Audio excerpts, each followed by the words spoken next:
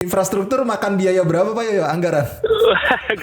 Itu jauh lebih gede. Kayak kita bangun training ground aja itu habisnya 30-an miliar itu.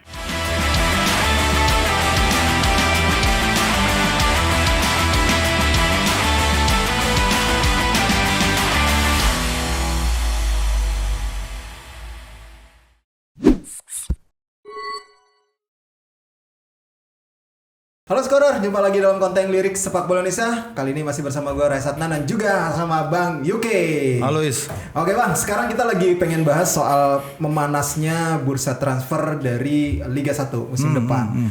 Memang salah satu tim yang paling pertama menggebrak bisa dibilang ketika musim sudah berakhir, tiba-tiba langsung mereka mengumumkan sepakat dengan Taisei Marukawa dan juga Carlos Fortes nih, dua PSIS pemain nih, asing maksudnya. PSIS Semarang bersepakat dengan dua pemain itu gitu. Ini dua pemain asing yang bisa dibilang mencolok lah musim lalu gitu. Taisei pemain terbaik Liga 1 musim lalu dan juga Carlos Fortes nih yang kemarin juga lumayan lah gitu bersama Arema. Kalau Bang Yuki sendiri ngeliatnya gimana nih?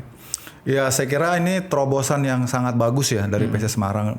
Mereka benar-benar membaca mapping ataupun juga peta dari flow pemain ini dengan sangat cepat. Iya. Karena mengingat bahwa sebelum diputuskan kemarin oleh Ketua Umum PSSI bahwa Liga selanjutnya dari tanggal 27 Juli, itu kan sudah ada woro-woro bahwa jeda antara Liga 1 musim ini dengan musim berikutnya kan pendek. Jadi mereka sepertinya cepat, ngambil langkah cepat dan mereka lakukan gebrakan yang luar biasa. Menurut gue itu sih boleh dibilang keputusan yang signifikan lah untuk bisa mengangkat levelnya ataupun grade dari PSIS, karena sebetulnya PSIS itu tim yang awal-awal musim sangat menjanjikan. Peringkat pertama sebetulnya. Ya betul. Kita sempat menduga wah ini lajunya akan sulit untuk dihentikan ya. Iya. Tapi entah mengapa kemudian terjadi dinamika di dalam, terjadi pergantian pelatih bulak-balik Imran ya. Iya, benar. Saya nggak tahu kenapa, mungkin nanti kalau bisa kontak dengan Mas Yoyo bisa dijelaskan dinamika apa itu yang terjadi sehingga kemudian mereka sempat melorot. Iya. Tapi dilalahnya tim pesaing-pesaing di bawahnya juga ikut melorot juga. Iya, benar, sehingga dia dalam posisi akhirnya 7, udah posisi yang bagus dengan kondisi yang menurut saya nggak stabil saat itu. Oke, nah nih buat lebih jelasnya lagi kayaknya kita juga pengen hubungin langsung nih Bapak CEO PSIS ya, Bapak Yoyo Sukawi. Mungkin kita lagi coba hubungin saat ini by phone ya. Sementara ini Bang kita akan ngobrol langsung dengan Pak Yoyo Sukawi. Ya kalau bisa dibilang kan kalau musim lalu itu kan PSIS Semarang kan peringkat ke-7 nih. Ya mungkin targetnya akan lebih tinggi nih. Kita pengen tanya juga nih, seberapa kuat juga nih sekarang finansialnya nih untuk mencapai target tersebut ya, Bang? Ya sudah pasti lah. Oke, ini kita sudah bergabung dengan Pak Yoyo Sukawi melalui sambungan telepon. Halo, selamat malam Pak Yoyo. Selamat malam. Iya, ini bersama saya Raisat Nan dan juga Bang Yuke nih, Bang Yusuf Kurniawan di sini Pak Yoyo. Terima kasih banget sudah mau bergabung dengan kami di konten lirik sepak bola Indonesia.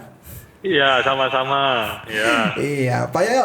Mungkin yang pertama kita pengen tanya nih, apa yang membuat PSIS Semarang begitu cepat sekali mengumumkan pemain baru, pemain asing gitu? Ini sebuah gebrakan mungkin PSIS klub yang pertama ya setelah musim berakhir tiba-tiba langsung mengumumkan nih Pak Yoyo.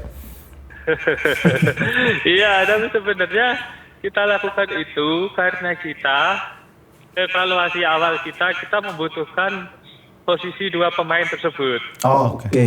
Iya, jadi posisi striker sama posisi penyerang, gelandang serang itu kita butuhkan evaluasinya. Makanya begitu kita ada peluang kita ambil itu. Dan sekarang tim kita sudah lengkap. Kita tinggal nunggu kick off aja ini. Oh, sudah lengkap Pak Yoyo. Baik Sudah, lokal maupun pemain kita asing. kan rata-rata kontraknya 3 tahun 4 tahun ya di Indonesia. 3-4 tahun. PSIS itu. Oh, oke. Oke. Kalau untuk pemain asing yang musim lalu dipertahankan hanya Jonathan Cantilana ya Pak Yoyo sama Kapten Welles Costa. Punya pemain yang lama, Jonathan Cantilana, kontraknya juga masih ada 2 tahun. Oke. Welles Costa juga masih ada setahun. Memang kita sebagian besar pemain jangka panjang semua, Mas. Oke.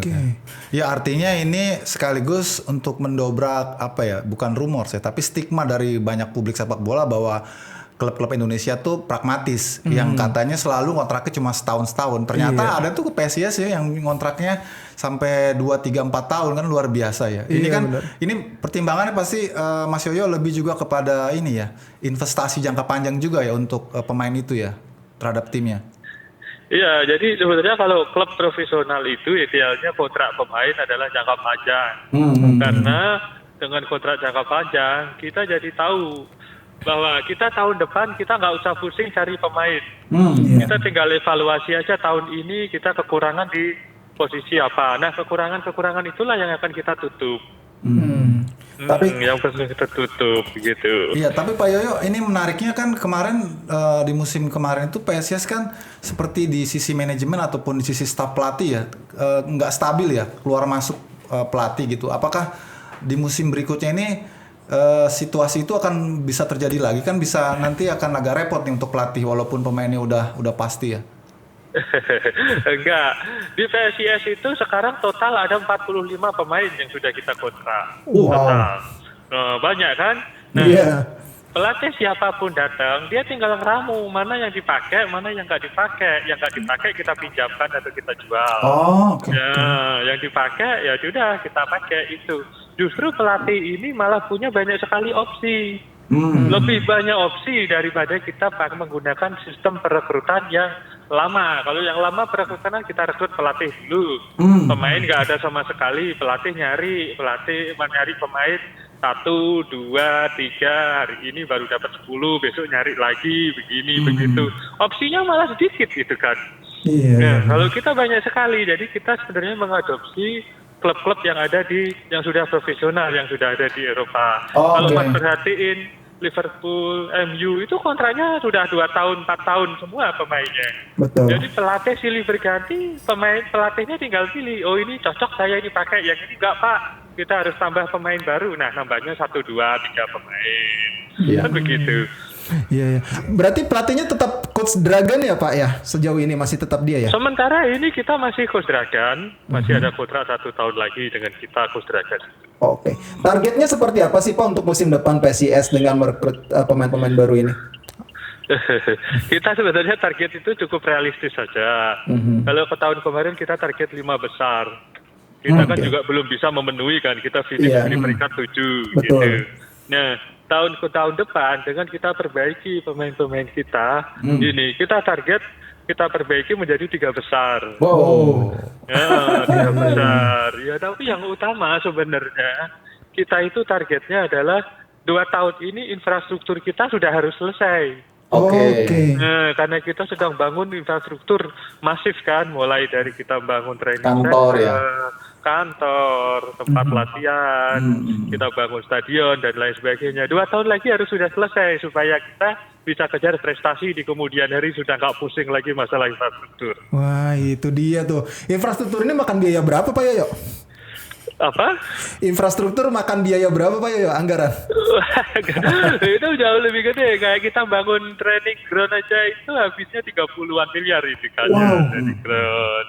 Iya, tapi memang infrastruktur kan mahal Mas, tapi kan kita pakai selamanya. Kita pakai selamanya. Justru dengan kita punya infrastruktur, kita nggak lagi sewa sana kemari. Sebentar ya, Mas Yoyo. Jadi kita Saya potong dikit. Ini Persis Solo nih kayak PSIS Semarang ini seperti baru dapat ini ya, Crazy Rich ya.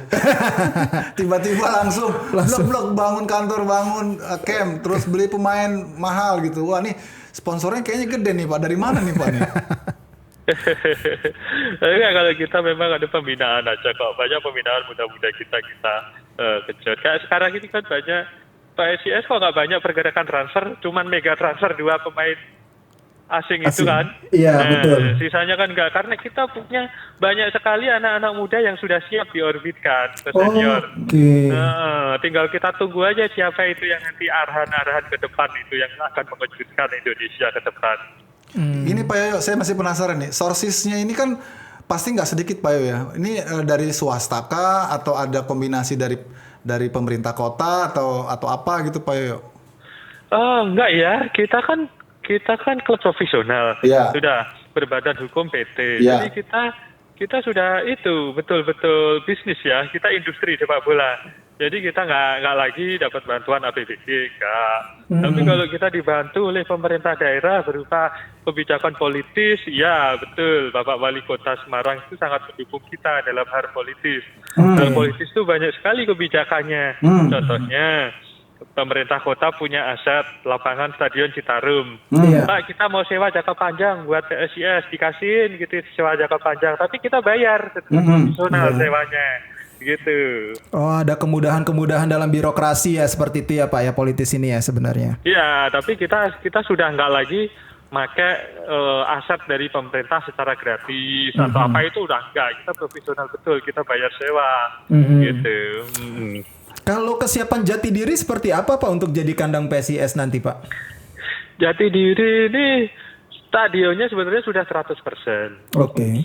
Ya, cuman fasilitas pendukungnya ini masih perlu pembenahan.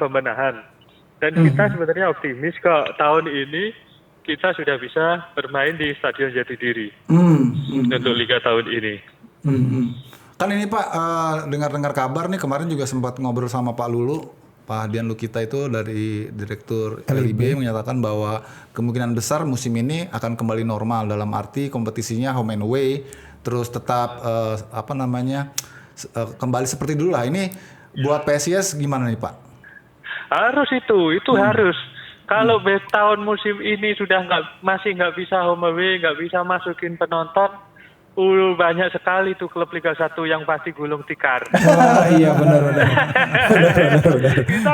Kita udah 2 tahun ini, aduh habis-habisan gitu. Iya. Ya semua klub di Indonesia lah itu semua habis-habisan itu. Habis-habisan. Pak Yo, saya masih mau kejar nih Pak Yo.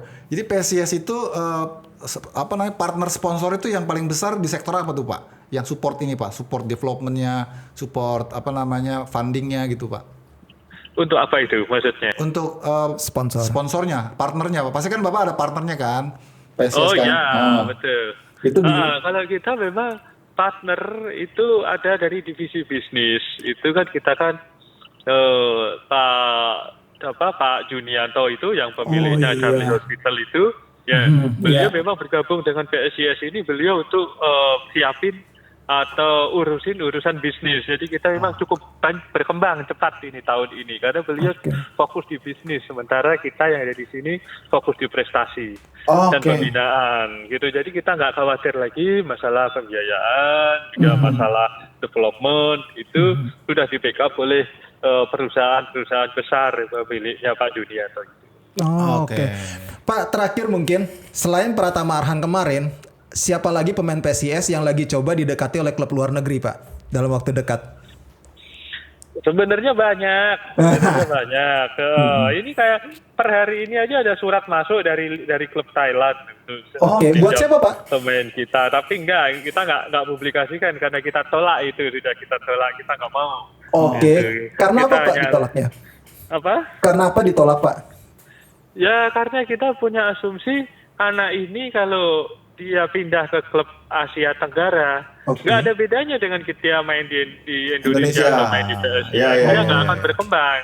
Nggak akan berkembang. Tapi kalau dia main di Liga Top, Liga Jepang, Liga Korea, Liga Eropa, iya Mas perhatiin itu Arhan itu.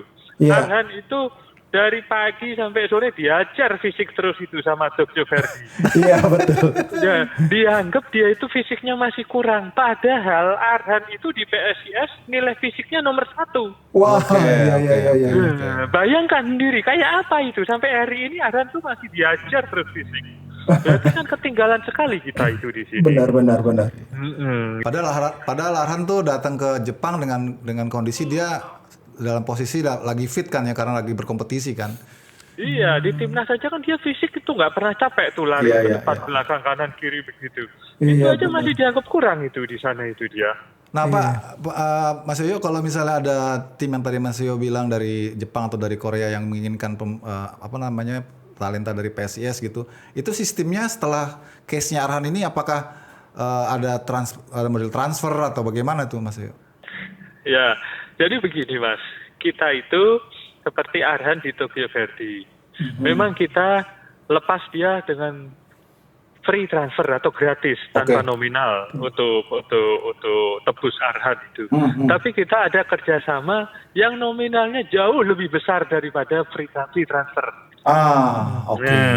Di antaranya satu, Arhan itu masih menjadi brand ambasadornya PSIS Semarang di Jepang. Nah, yang kedua, jadi PSIS itu di sana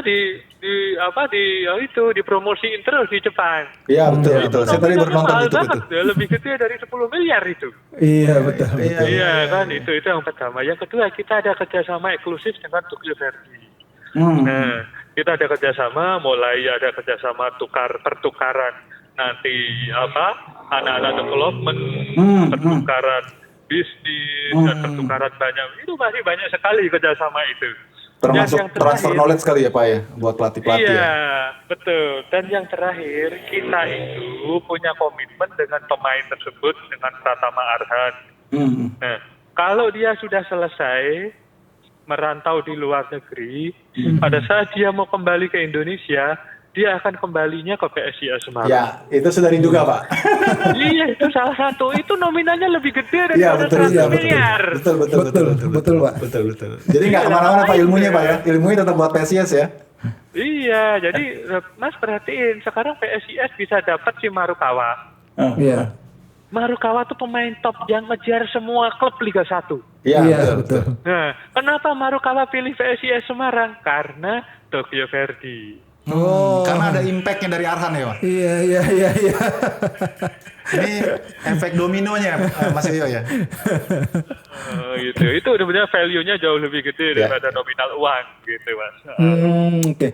Pak, mungkin saya mau kejar lagi. Pemainnya siapa Pak yang ditawar klub Thailand? Apa Mas? Ya, siapa pemain yang ditawar klub Thailand tadi Pak? Iya, betul. Kalau ada pemain lain pasti akan kita perlakukan sama, betul. Pemainnya siapa Pak yang ditawar kemarin? Ya, tapi belum ada tawaran dari klub-klub Jepang, Eropa atau dari Enggak, maksudku yang ditawar sama klub Thailand siapa Pak pemainnya yang ditolak sama Pak Yoyo? Kalau itu jangan kan. Tapi pemain muda ya Pak. Kita tolak, kita nggak pernah sebutin kalau kasihan anaknya juga kasihan klubnya. Iya. Oke. Siap. Makasih banyak Pak Yoyo buat waktunya Pak Yoyo. Oke, makasih. Ya, terima kasih banyak Pak. Sukses terus Pak buat PSIS dan Pak Yoyo. Sehat-sehat terus Pak.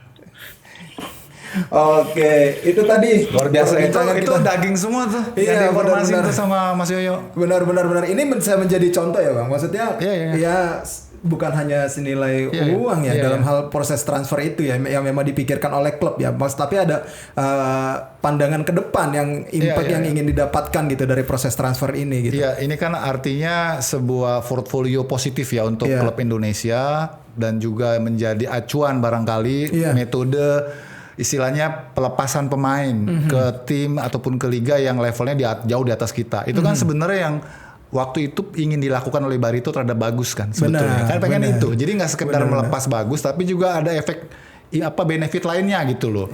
Yang itu kemudian kemarin kan deadlock. Nah, sekarang nih Arhan seperti membuka bahwa sebetulnya potensi sepak bola Indonesia itu besar. Gitu loh. Satu pemain aja bisa menjadi lokomotif untuk pemain-pemain yang lainnya gitu dan juga menjadi percontohan buat klub-klub yang lainnya bagaimana pentingnya meningkatkan value klub itu. Apalagi ini klubnya dalam tanda petik klub yang ex-perserikatan yang notabene fanatismenya itu tinggi, engage-nya kencang gitu loh. Nah, ini yang menurut gua ideal banget untuk diikuti oleh tim-tim yang lain. Iya, benar-benar ini sebuah modernisasi yang luar mereka biasa sekarang dari, udah mikirin tentang development, training infrastruktur, terus tadi disebutin bisnisnya udah ada sendiri divisi yang mikirin bagaimana fundingnya, terus office-nya dan kontrak jangka panjang pemainnya. Wah, ini oke banget sih menurut gue sih. Iya, kita tunggu nih kiprahnya dari PSIS. Nah, selain PSIS ada klub yang memang sudah bisa dibilang jor-joran lah untuk menghadapi kompetisi Asia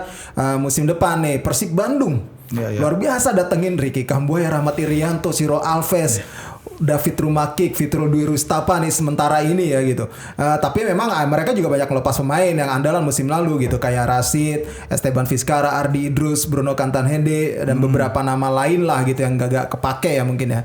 Nah, tapi kalau melihat dari pergerakan Persib ini seperti apa nih Bang? Kayaknya memang mereka untuk tahun depan ingin bersaing di Asia dan juga target tetap di jalur juara ya. Persib itu sejak dulu nggak berubah cara dan metode rekrutmennya. Selalu menghadirkan pemain-pemain berkualitas. Selalu pemain asingnya, pemain lokalnya gitu. Jadi nggak heran sekarang mereka juga melakukan hal yang sama sebetulnya. Tinggal bagaimana kemudian endingnya karena kan tekanan Boboto ini luar biasa membuat pelatih seperti duduk di kursi panas setiap gamenya gitu loh.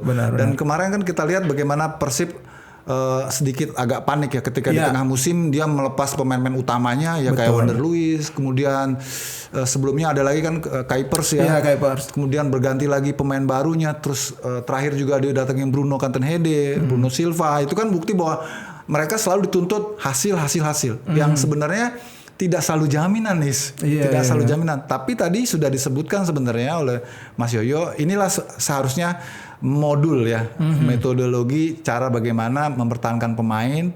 Tidak perlu pemain-pemain mewah terus didatangkan setiap musim, cukup 1, 2, 3 pemain yang grade A, tapi ini pondasinya kuat, pemain youth-nya kuat. Sekarang kita bisa hitung deh dari development youth-nya Persib yang naik ke atas berapa pemain sih? Dikit banget. Nyaris nggak ada kecuali Beckham. Dibuang-buang dulu baru nanti ketika udah besar itu malah rugi ya, Bang? Iya, rugi sebenarnya ya. Iya, rugi. Tapi ya ini dua mazhab yang berbeda memang. Ada memang kutub klub-klub yang sistem beli pemainnya itu beli putus istilahnya.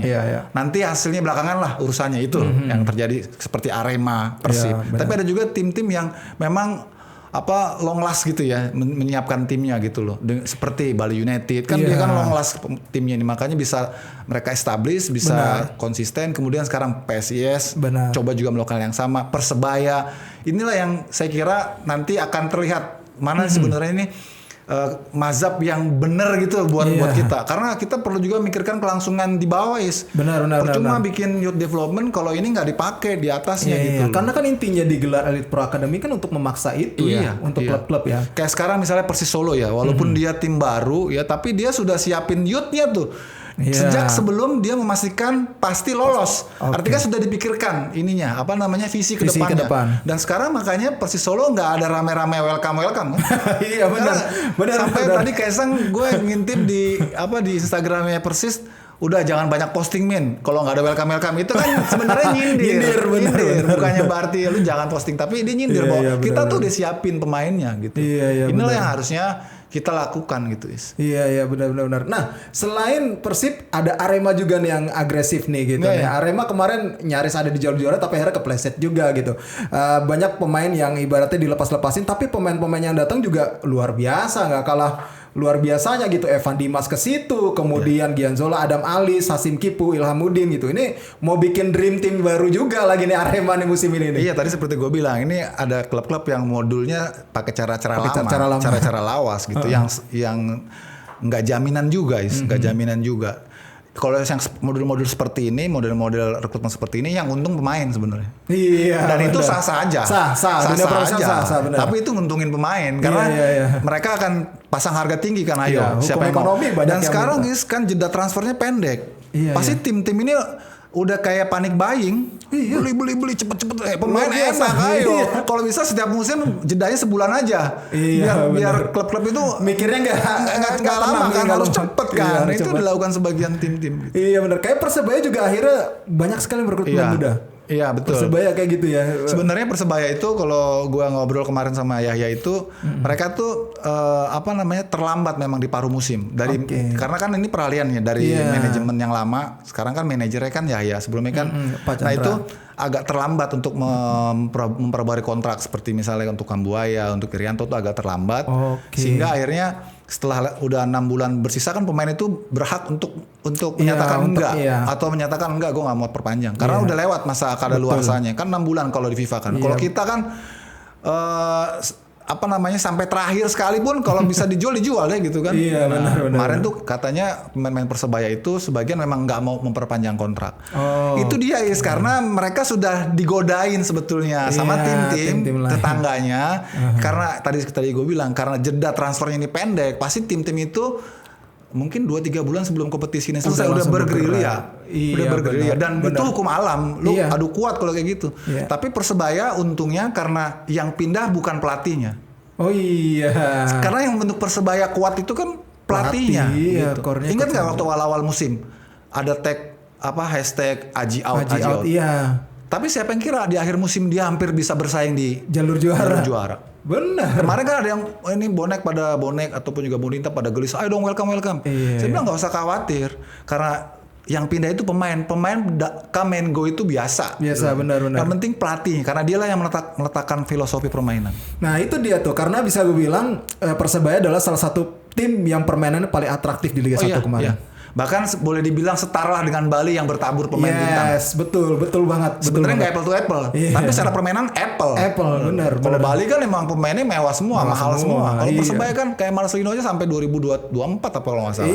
Iya. Sementara gajinya murah, ya kan karena kontrak panjang. Itulah keuntungan-keuntungan yang itu harus sekarang dipikirkan oleh tim-tim besar bahwa lu harus berani investasi jangka panjang, harus berani memberikan kesempatan pemain-pemain muda untuk tampil. Ya betul. Kan itu yang tidak terpikirkan dan bahkan mungkin nggak mau dipikirin sama tim-tim yang pragmatis ya, yang pokoknya gue maunya juara, pemainnya mewah, pemainnya bagus. Kalau nggak juara salahin pelatihnya, pecat, ganti. Ya begitu terus. Iya, nah ngomong-ngomong tadi soal Bali United nih, justru Bali United yang bakal mewakili kita di kualifikasi Liga Champions Asia ya, sama Piala AFC nanti mungkin kalau misalnya nggak lolos gitu. Nah ada agak adem ayem nih Bali ini justru nih Bang. Ya mungkin mereka ngerasa udah established dengan skuadnya, chemistry-nya udah terbentuk baik, pelatihnya juga udah mengerti betul kekuatan dan potensi pemain-pemain yang ada, bahkan seperti Leo malah diperpanjang ya. Itu kan artinya memang udah cocok nih antara pelatih dengan pemain, chemistry-nya udah kebentuk, tinggal bagaimana mungkin menambahkan 1-2 pemain yang tidak terlalu perlu terburu-buru menurut gue sih. Iya, benar. Dan kita harus jujur ya, kalau kita bersaing di AFC ini kan sebetulnya dalam tanda petik sejauh ini kita masih jauh lah untuk bisa sampai di puncak misalnya ketika eranya Persipura ya. Kalau sekarang fokus mereka justru sebetulnya bagaimana di musim baru ini. Karena target mereka di musim baru ini kan. Kalau di AFC ini kan ya sekedar untuk memenuhi kewajiban lah menurut gue sih. Ya kalaupun berprestasi ya bonus lah ya. Ya bonus. Tapi targetnya nggak di situ. Iya. Karena memang level sepak bola kita ini masih jauh. Iya benar. Nah ya semoga aja lah berprestasi. Oke Bang, mungkin sampai itu dulu. Scorer, thank you banget Bang Yuke. Thank you banget juga tadi Pak Yoyo yang sudah gabung sama kami gitu. Semoga ini semakin menarik nih pergerakan dari bursa transfer juga hirup pikuk dari sepak bola Indonesia tentunya dalam hal yang positif ya. Jangan yang negatif melulu lah, capek juga yang kita. penting bisa nonton sekarang di stadion. Nah itu dia yang penting bisa nonton di stadion. Jadi ini emang benar-benar hidup ya kompetisinya. Benar. Oke deh Scorer, sampai jumpa lagi di konten-konten lirik sepak bola Indonesia berikutnya. Gue Resatan mewakili Suruh Tiram yang bertugas mengucapkan terima kasih dan sampai jumpa lagi.